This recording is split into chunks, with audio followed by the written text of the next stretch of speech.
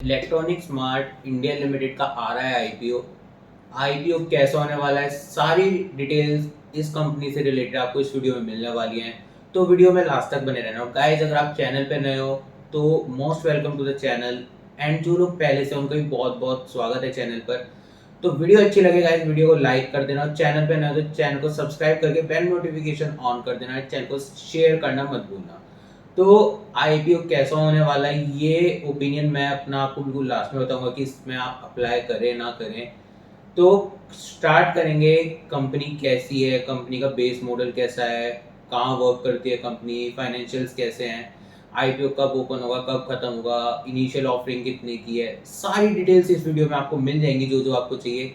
तो वीडियो में लास्ट तक जरूर बने रहना। तो लेट्स गेट स्टार्टेड। कंपनी जो है ये इनकॉर्पोरेट हो गई थी 1980 में, और ये fourth largest consumer durable and electronic retailer है इंडिया में।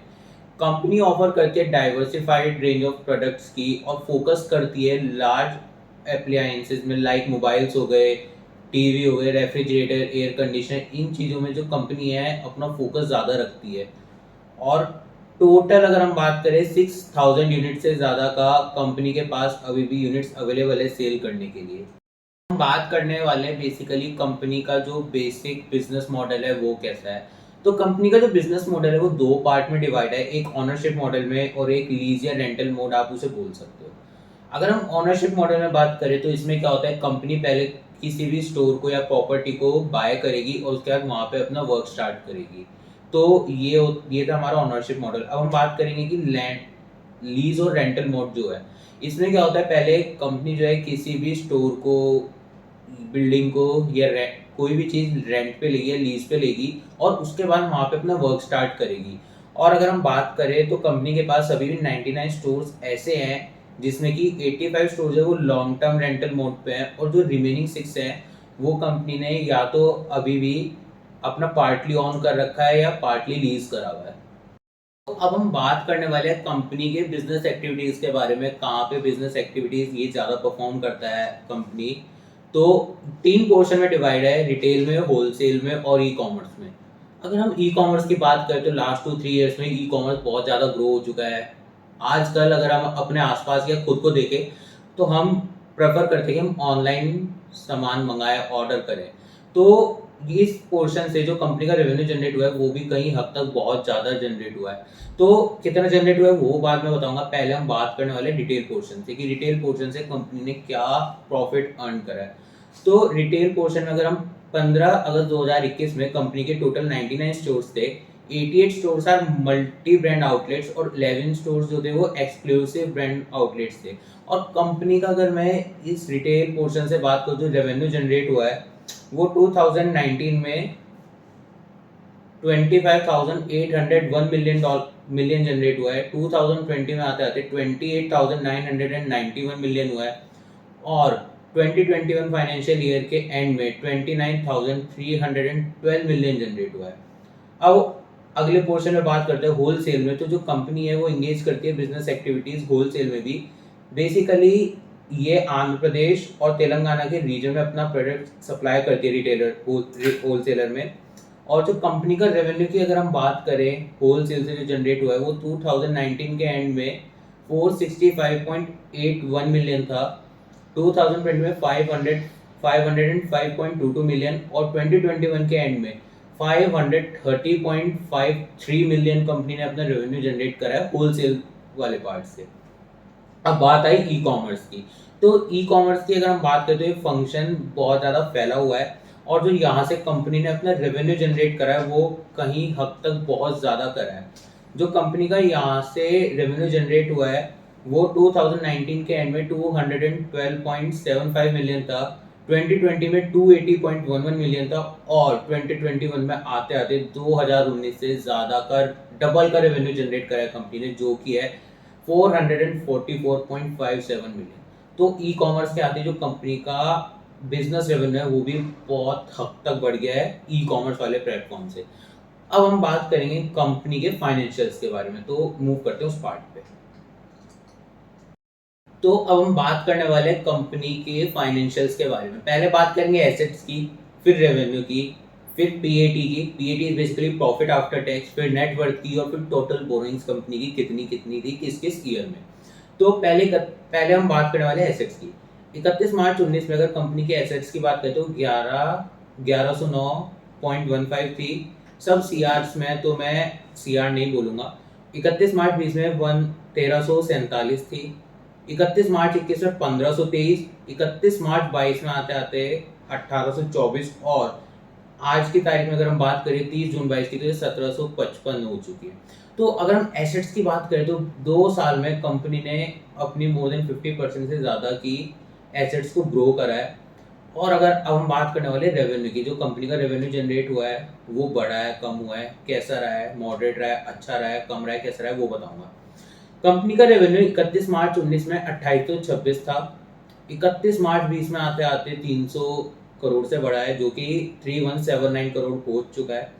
31 मार्च 21 में 3207 करोड़, और 31 मार्च 22 में आते आते 4353 करोड़, और 30 जून 22 में आते आते कंपनी का रेवेन्यू बहुत कम हो चुका है, जो कि 1410 रह गया सिर्फ। अब हम प्रॉफिट आफ्टर टैक्स की बात करते हैं। 31 मार्च 19 में 77, 31 मार्च 20 में 81.61, 31 मार्च 21 में 58.62, 31 मार्च 22 में आते थे 103.89, और 30 जून 2022 में 40.66। और अगर हम कंपनी के अब नेटवर्थ की बात करने वाले हैं, जो कंपनी की नेटवर्थ रही 31 मार्च 19 के एंड में, वो 340.5 रही। 31 मार्च 20 में 433.08, 31 मार्च 21 में 491.92, 31 मार्च 22 के एंड में 496.51, और 30 जून 22 के एंड में 637.97। अब हम बात करेंगे जो कंपनी की टोटल बोरोइंग्स है, उधार जो मार्केट में है वो कितना है कंपनी का। तो 31 मार्च 2019 के फाइनेंशियल ईयर के एंड में जो कंपनी का टोटल बोरोइंग्स थी वो है 377.06। 31 मार्च 20 में 520.54, 31 मार्च 21 में 547.95, 31 मार्च 22 में 593.64, और 30 जून 22 में 475.91। अगर हम देखें तो बोरोइंग्स की बात करें तो बोरोइंग्स कंपनी ने 31 मार्च 19 से 31 जून 22 में अपनी जो लाइबिलिटी थी, मतलब बोरोइंग्स जो कंपनी ने ले रखी थी वो बहुत कम कर दी है। नेटवर्थ की बात करें तो कंपनी की नेटवर्थ बड़ी है डेफिनेटली, 340 से 637 हो गई है। तो एक तरीके से डबल का फर्क आया है यहाँ पे। और प्रॉफिट आफ्टर टैक्स की बात करें तो प्रॉफिट भी कंपनी का बढ़ ही रहा है, प्रॉफिट आफ्टर टैक्स बढ़ा ही बढ़ा है, कम नहीं हुआ। रेवेन्यू की बात करें तो कंपनी का रेवेन्यू 30 जून 2022 में काफ़ी कम हो गया, नहीं तो बहुत अच्छा प्रॉफिट अर्न कर रही थी कंपनी। और अगर एसेट्स की बात करें तो एसेट्स कंपनी की बहुत अच्छी हैं। हम इनकी एसेट्स ग्रो ही हुई हैं, ये नहीं कि कहीं पे एसेट्स का जो रिवैल्यूएशन हुआ वो कम पे हुआ। अब हम ऑब्जेक्ट ऑफ इशू की बात करेंगे, कंपनी जो इशू ला रही है उसका ऑब्जेक्टिव क्या है, तो मूव करते हैं उस पार्ट पे। तो जो कंपनी का बेसिक सा ऑब्जेक्ट है इशू लाने का, प्रोस्पेक्टस इशू करने का पब्लिक के लिए, वो बेसिकली 4 पॉइंट्स के लिए है। नंबर 1 पे जो फंडिंग ऑफ कैपिटल एक्सपेंडिचर और अपने जो इनके स्टोर्स वेयर हाउस है उन्हें एक्सपेंड करने के लिए। सेकंड है वर्किंग कैपिटल रिक्वायरमेंट्स के लिए। थर्ड है जो कंपनी ने लोन्स वगैरह उधार वगैरह ले रखा है उनकी रीपेमेंट करने को, बेसिकली जो क्रेडिटर से पैसा ले रखा है उन्हें वापस करना है। और चौथा है जनरल कॉर्पोरेट पर्पस। अब बात आए बची है बस इतनी, कंपनी की आईपीओ की डिटेल्स के बारे में, कब ओपन होगा, कब खत्म होगा, प्रमोटर्स कौन है, अप्लाई करे ना करे वो बिल्कुल एंड में पता लगने वाला है। तो बस थोड़ी सी सब्र और कर लो यारो, फिर तो आपको पता ही चल जाएगा अप्लाई करना है कि नहीं करना है।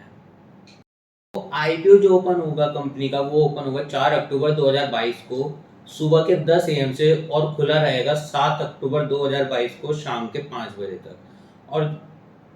और कट ऑफ टाइम जो रहेगा यूपीआई मैंडेट का वो 5 PM के बाद रहेगा ऑन क्लोजिंग डे पर। अब हम बात करेंगे आईपीओ का जो अलॉटमेंट होगा वो 12 अक्टूबर को हो जाएगा। जो आपके पैसे रिफंड होंगे वो 13 अक्टूबर को हो जाएंगे, और जो शेयर्स क्रेडिट होंगे वो 14 अक्टूबर को हो जाएंगे, और लिस्ट होगा ये शेयर 17 अक्टूबर 2022 को। फेस वैल्यू जो होने वाली है पर शेयर वो 10 रुपये पर शेयर होगी। जो आईपीओ का प्राइस बैंड होने वाला है वो 56 रुपीज से 59 पर शेयर रहेगा। और जो एक लॉट में मिनिमम शेयर्स होंगे वो 254 शेयर्स होने वाले हैं। इशू टाइप जो होगा ये लिस्ट होगा एनएससी और बीएससी दोनों पर। कंपनी में अगर रिटेल कैटेगरी की मैं बात करूँ तो जो मिनिमम एप्लीकेशन रहेगी वो 14,986 की रहेगी, मैक्सिमम अगर रिटेल की बात करें तो 1,94,818 रुपीज़ रहेगी। और जो HNI कैटेगरी होती है वो 2 लाख से ऊपर होती है, जो रहेगी 2,09,804 रुपये। और जो BHNI होती है उसमें रहेगी 10,04,062 रुपये। और अब हम बात करेंगे कि रिफंड जो आपके पैसे होंगे वो 13 अक्टूबर को हो जाएंगे, वो सब मैं आपको बता चुका हूँ। और जो कंपनी के प्रमोटर्स हैं पवन कुमार बजाज और करण बजाज। तो हमने अब कंपनी की सारी डिटेल्स जान ली, कंपनी का ऑब्जेक्टिव क्या है इशू का, एसेट्स कैसी हैं, फाइनेंशियल्स वगैरह कैसे हैं कंपनी के, और कंपनी पैसा पब्लिक से मांग क्यों रही है, पैसा सेफ है कि नहीं है।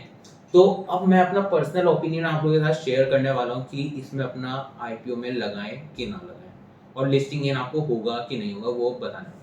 तो अगर आप लोग अप्लाई करने की सोच रहे हो तो मिनिमम 1 एप्लीकेशन ज़रूर अप्लाई करना। अगर आपके घर में जितने डीमेट अकाउंट है सब में एक एक एप्लीकेशन ज़रूर लगाना। उससे क्या होगा, अगर आपने 4 उसमें लगाई है डीमेट अकाउंट में, तो एक में चांसेस मिलने के बढ़ जाते हैं। और ऐसा मत करना कि एक ही पेन पे ज़्यादा एप्लीकेशन लगा रहे हो। एक पेन पे एक ही एप्लीकेशन वैलिड होती है, अगर एक पेन पे 2 एप्लीकेशन लगा दी तो वो ऑटोमेटिक कैंसिल हो जाएगी। और जब आप IPO के लिए अप्लाई करेंगे तो वहाँ कट ऑफ प्राइस होता है, उसे टिक कर देना। उससे क्या होगा, अगर मान लो जो 56 से 59 का प्राइस बैंड है कंपनी का, कंपनी ऊपर लिस्ट होती है, तो अगर आपने कट ऑफ प्राइस नहीं करा तो आप पहले ही अलॉटमेंट से बाहर हो जाओगे। अगर कट ऑफ प्राइस है तो कंपनी जितने पे इशू लाएगी आपको उतने पे शेयर्स मिल जाएंगे, अगर मिलने होंगे तो उसमें चांसेस ज़्यादा हो जाते हैं मिलने के। और अगर वीडियो अच्छी लगे गाइस, वीडियो को लाइक कर देना, शेयर करना मत भूलना। और हाँ, आखिरी बात, अगर आपने अभी तक अपना डीमेट अकाउंट ओपन नहीं कराया है तो डीमेट अकाउंट का लिंक आपको डिस्क्रिप्शन में मिल जाएगा, वहां जाके आप अपना ओपन करा सकते हो अकाउंट। ब्रोकरेज चार्जेस उस ऐप पर बिल्कुल फ्री है, और बहुत जल्दी 5 मिनट के अंदर आपका डीमेट अकाउंट भी खुल जाएगा। तो चैनल पे नए थे, चैनल को सब्सक्राइब कर देना, वीडियो अच्छी लगी वीडियो लाइक कर देना। मिलते हैं अगली वीडियो में, तब तक के लिए बाय बाय, टेक केयर।